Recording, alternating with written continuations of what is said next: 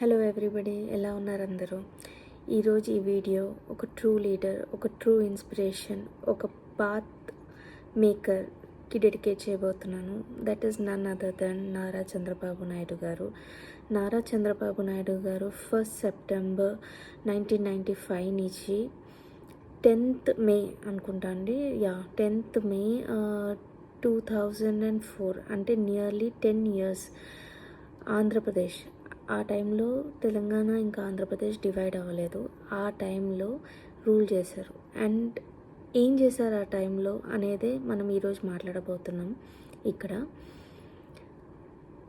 ఆయన చేసిన పునాదులు, ఆయన చేసిన బేస్మెంట్ వల్ల రెండు గవర్నమెంట్లు చేంజ్ అయినా ఆయన ఐడియాలజీని తోని వాళ్ళ గవర్నమెంట్ సక్సెస్ఫుల్గా రన్ చేయగలిగారు.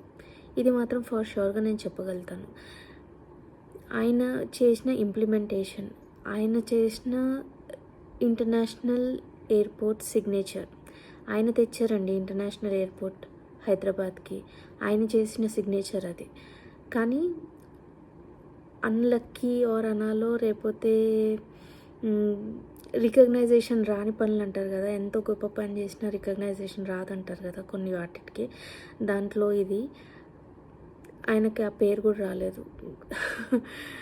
అంటే ఐడియా ఆయనది, వర్క్ జరిగింది ఆయన అండర్గా, కానీ ఇనాగ్రేషన్ టైంకి కాంగ్రెస్ గవర్నమెంట్ వచ్చేసింది, వైఎస్ఆర్ గవర్నమెంట్ వచ్చేసింది. అండ్ రాజీవ్ గాంధీ ఎయిర్పోర్ట్ అని చెప్పి అది లాంచ్ చేశారు, దాన్ని పేరు కూడా మార్చేశారు దాన్ని. So that was the bad luck. Again ఒక మిడిల్ క్లాస్లో జాబ్ అంటే ఉట్టి ఐటీ ఇండస్ట్రీ కాకుండా,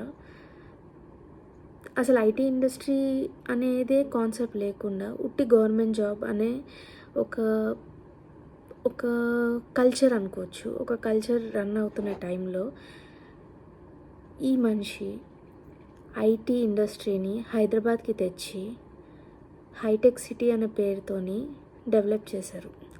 డెవలప్ ఏంటి, పునాదులు వేశారు, ఫౌండేషన్ వేశారు, బేస్ ఫామ్ చేశారు. ఇప్పుడు మీరు చూస్తున్న సో కాల్డ్ గచ్చిబౌలి ఏదైతే ఉందో దాని బేస్ అంతా చంద్రబాబు నాయుడు గారు. మైక్రోసాఫ్ట్, ఫేస్బుక్, ఇంకెన్నో ఐబిఎం లాంటి పెద్ద పెద్ద కంపెనీస్ని ఇండియాకి తీసుకొచ్చి హైదరాబాద్కి తీసుకొచ్చారు. చాలామందికి వర్క్ లైఫ్ చూపించారు. ఐటీఏ కాదండి, నాన్ ఐటీ సైడ్ బీపీఓ అనే కాన్సెప్ట్ ముందు అసలు లేకుండాలి. బీపీఓ అనే కాన్సెప్ట్ కూడా తెచ్చింది చంద్రబాబు నాయుడు గారు. తెచ్చి ఎంతోమంది ఎవరైతే బీటెక్ కాకుండా నార్మల్ గ్రాడ్యుయేట్స్ ఆర్ బీటెక్లో అయినా అంత మంచి పర్సంటేజ్ రాని వాళ్ళకు కూడా ఒక జాబ్ సెక్టర్ అనేది ప్రొవైడ్ చేశారు. ఓఆర్ఆర్, ఇప్పుడు మనము ఓఆర్ఆర్ చెప్పి బిల్డర్స్ వాళ్ళ వెంచర్స్ని అమ్మేస్తున్నారు కదా, ఆ ఓఆర్ఆర్ కాన్సెప్ట్ వచ్చిందే చంద్రబాబు నాయుడు గారి పైన. మెట్రో, ఎంతమంది సాఫ్ట్వేర్ ఎంప్లాయీస్ ఈరోజు మెట్రోలో ట్రావెల్ చేస్తున్నారు, అది సిగ్నేచర్ చేసిందే చంద్రబాబు నాయుడు గారు. ఇంకేం చెప్పాలండి, ఒక డెవలప్మెంట్ కావాలంటే ఇంకేం చెప్పాలి. అండ్ మీరు గూగుల్ చేసి చూస్తే ఇంకొకటి మర్చిపోయాను, వాటర్ రిసోర్స్ని రిజర్వ్ చేసే కాన్సెప్ట్ ఇంట్రడ్యూస్ చేసిందే నారా చంద్రబాబు నాయుడు గారు. కానీ మీరు కేసీఆర్ పోర్ట్ఫోలియో కానీ వైఎస్ఆర్ గారి పోర్ట్ఫోలియో కానీ వెళ్ళి చూస్తే ఇవన్నీ అచీవ్మెంట్స్ వాళ్ళ దాంట్లో చూపించుకుంటున్నారు వాళ్ళు. ఐడియా ఒకళ్ళది, సొమ్ము ఒకటిది, సోకొకటిది అన్నట్టు.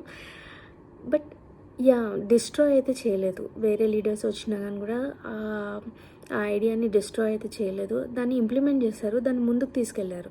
దానికి హ్యాండ్స్ ఆఫ్ అనే చెప్పాలి. మోస్ట్ ప్రివిలేజ్ థింగ్ ఒక ఇండియాకి చేసింది నారా చంద్రబాబు నాయుడు గారు. బిల్ గేట్స్ హైదరాబాద్కి వచ్చాడు. ఎవ్వరు కూడా ఇండియాకి రాని మనిషి హైదరాబాద్కి తెచ్చింది ఒకే ఒక సీఎం అనుకుంటా, దట్ ఈస్ నారా చంద్రబాబు నాయుడు గారు. సో అట్లాంటి చంద్రబాబు నాయుడు గారి గురించి చాలా ట్రోల్స్ చేశారు at the time of election. But మనిషికి ఎప్పుడైనా గుడ్ థింగ్కి టైం పరీక్షిస్తుంది అంటారు కదా, సో అదే జరిగి ఉండొచ్చు నాకు తెలిసి చంద్రబాబు నాయుడు గారికి. బట్ నాకు ఇప్పుడు భయం ఏమేస్తుందంటే, ఇప్పుడు ఆంధ్ర ఎంత డెవలప్ చేసేస్తారో, హైదరాబాద్లో ఉద్యోగాలు ఉంటాయో ఉండవో, అందరూ ఆంధ్రాకి వెళ్ళిపోతారేమో. ఆంధ్రాని ఐటీ సెక్టర్గా అనౌన్స్ చేసినా మనం ఆశ్చర్యపోనవసరం లేదు. బట్ ఒక్కటైతే చెప్పాలనుకుంటున్నానండి ఈ వీడియో ద్వారా, ఒక గ్రేట్ లీడర్ని మిస్ అయిపోయిందండి Hyderabad.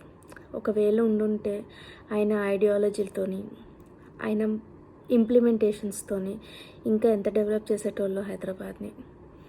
So missing you Chandrababu Naidu గారు ఫ్రమ్ హైదరాబాద్. మీలో ఎంతమంది చంద్రబాబు నాయుడు గారు ఫ్యాన్స్ అండ్ నేను చెప్పింది కరెక్ట్ అని మీరు అనుకుంటున్నారో ప్లీజ్ కమెంట్ చేయండి. అండ్ ఈ వీడియోని షేర్ చేయండి ఎవరైతే చంద్రబాబు నాయుడు గారు ఫ్యాన్స్ ఉన్నారో.